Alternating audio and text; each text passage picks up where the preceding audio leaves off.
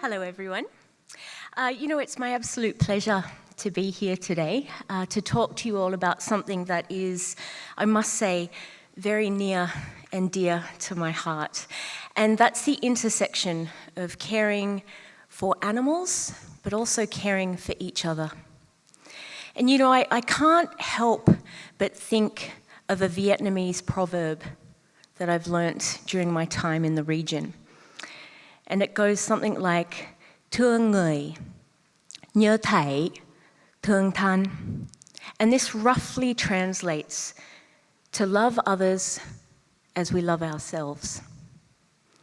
And for me, it's a real powerful reminder of human kindness and empathy. But as caregivers who dedicate our lives to welfare and conservation, it can be very, very easy to overlook the importance of extending that same kindness to each other. We give, and we give, and we give. And it can start to feel like a luxury to prioritize our own well-being or to support our fellow caregivers. And yet, we must. Our work at Animals Asia is defined by our mantra, kindness in action. And since 1998, we've been devoted to ending bear bile farming in Vietnam and China and improving the welfare of animals across Asia while promoting compassion and respect for all animals. And we're working to bring about long-term change. In short, though, it's people. People are the driving force behind our mission at Animals Asia, and it's crucial that we prioritize their well-being. And that's enabling us to achieve our organizational goals. And that's certainly true of our team on the ground in Vietnam. And so, today, if you remember nothing else from my talk, I want you to remember just one thing. There is a profound connection between happy people and happy animals, and how we care for one another is intrinsically linked to caring for our animals. We really have lived this truth firsthand at our organisation, and the past years, gosh, they've seen unprecedented challenges like COVID-19. You know just as well as I do that it's no easy feat to keep showing up day after day and delivering when it feels like the world around us is falling apart. Burnout is real, especially when there's always another animal to help. And that's why Animals Asia has made it our priority to maintain the well-being of our staff. And during the pandemic, we really doubled down on our people-focused approaches at our Vietnam Bear Rescue Centre. And I want to tell you today that it's led to some of our very, very greatest successes. So how did we do it? Well, one of our priorities has been investing in the learning and development of our team. Our Vietnamese veterinary internship program is just one example of that. And by bringing in newly graduated or early career Vietnamese veterinarians and providing them with rigorous theoretical and clinical instruction, we've produced exceptional veterinarians. And they're now some of the best bear vets in the country. Another example is our cooperative care program, which has upskilled a significant percentage of our bear care team with new skills.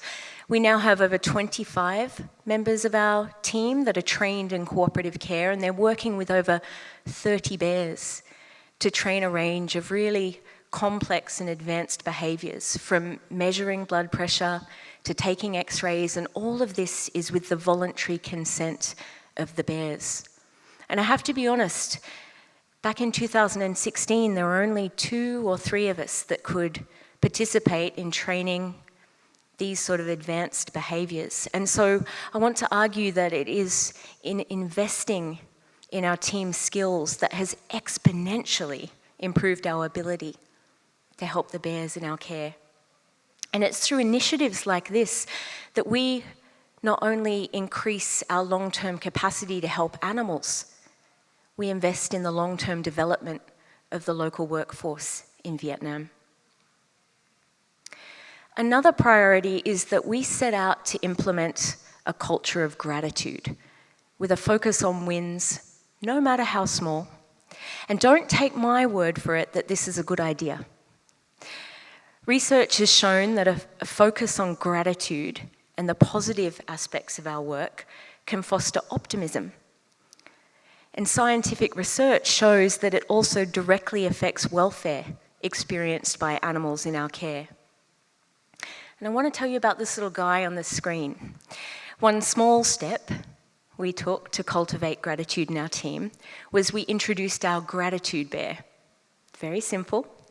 You could do this at your organisation at home. He's a plastic jar I bought at the supermarket. I stuck him to the wall in the offices where everybody sees him every day. And over the course of the month, our team will write anonymous notes of gratitude on little coloured slips of paper. It can be about anything.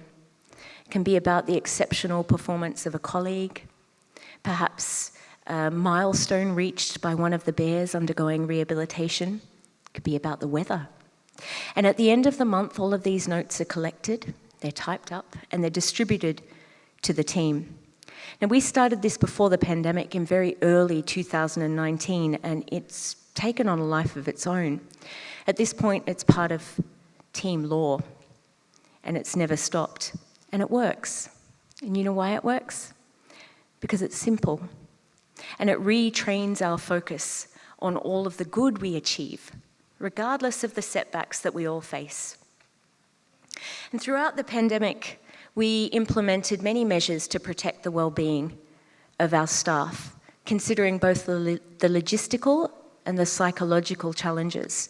We made contingency plans very early on, and we modified all of our sanctuary routines to ensure uninterrupted operations.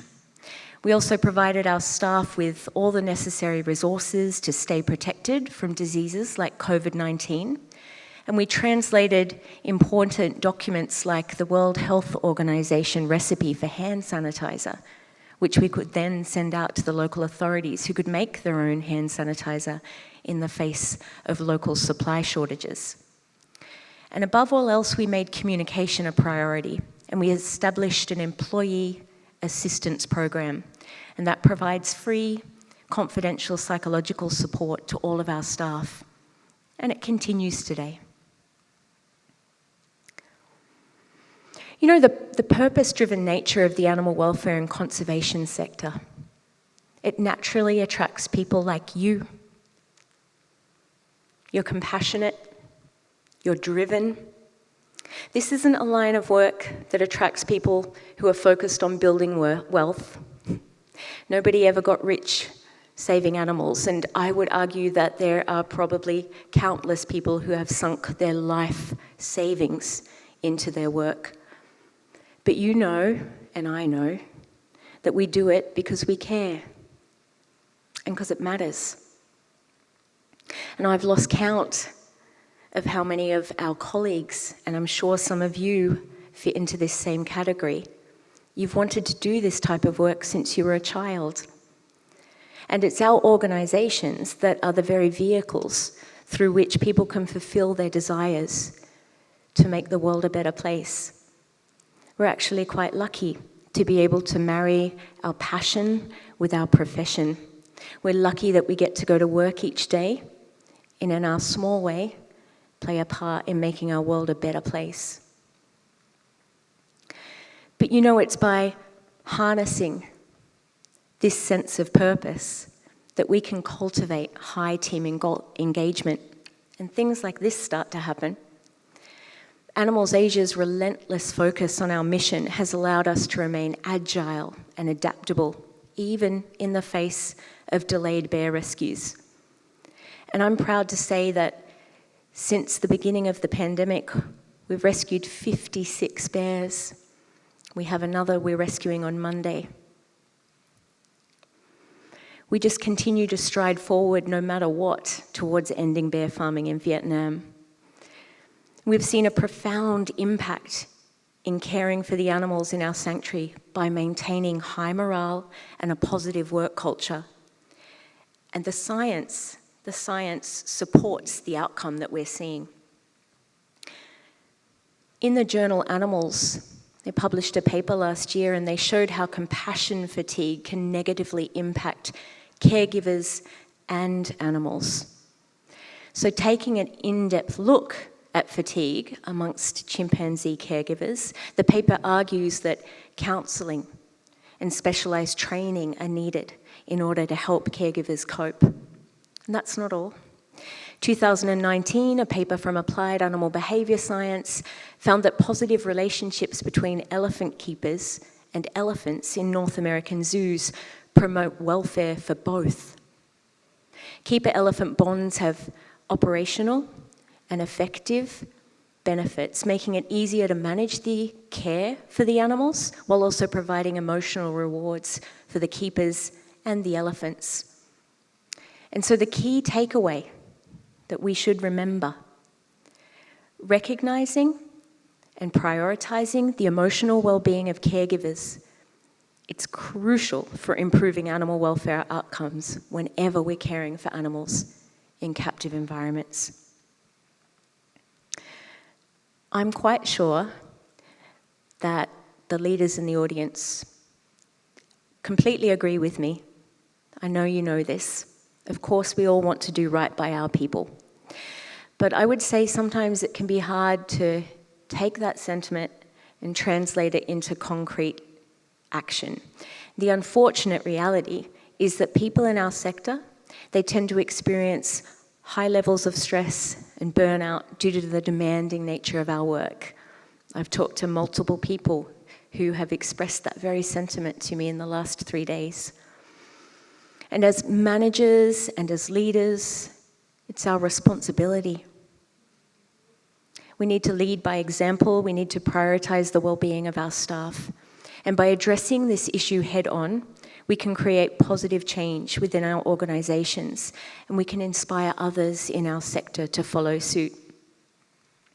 And by the way, it's not just the responsibility of managers. You know that each and every one of us, regardless of our position in our organisations, can contribute to workplaces which care for our people. We can model best practices in self-care and care for others, advocate for employee well-being programs, and we can foster a culture of compassion and support for one another. Leadership really can come from any position within a team. And by taking a proactive approach to prioritising the well-being of our staff, we can create a ripple effect of positive change. You know, by caring for our staff, we not only improve their individual well-being, but we also contribute to the overall mission of making our entire world a kinder place for animals. And as I mentioned earlier, our sector, it really attracts highly driven individuals who are deeply committed to their cause. And it's when our team members feel engaged, supported, and valued and safe, that's when they bring their best selves to work. And that's when we really start to positively impact the animals in our care and the world for animals around us. You know, the investment in and the learning and development of our team, it not only enhances their skills and knowledge, it also improves our overall impact for animals as well. At Animals Asia, we believe that where capacity exists, development programs in Vietnam should be Vietnamese run and Vietnamese led. After all, it's our Vietnamese colleagues with unrivaled influence and connections in their local communities who are going to be the ones to go on and make unrivaled change, massive change for animal welfare in Vietnam. And it's working hand in glove with them that we're taking decisive steps to end bear bile farming. but we're also fundamentally changing the face of animal welfare in the country.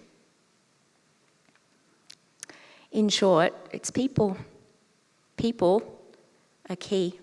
And when I think about all of our successes as an organisation, from our official and sole partnership with the Vietnamese government to end bear bile farming, to the very first time a rescued bear sets her paws onto grass for the first time, none of it could have happened without our people. Our people are our most important asset in all of our organisations. But you know, those 56 bears that I mentioned before, that's what I'm most grateful for. You know, the Jewish faith has a saying, and that's, whoever saves one life saves the world entire. And I think of one bear in particular who had endured 14 very long years of captivity on a bear farm. Her story, it could have ended there.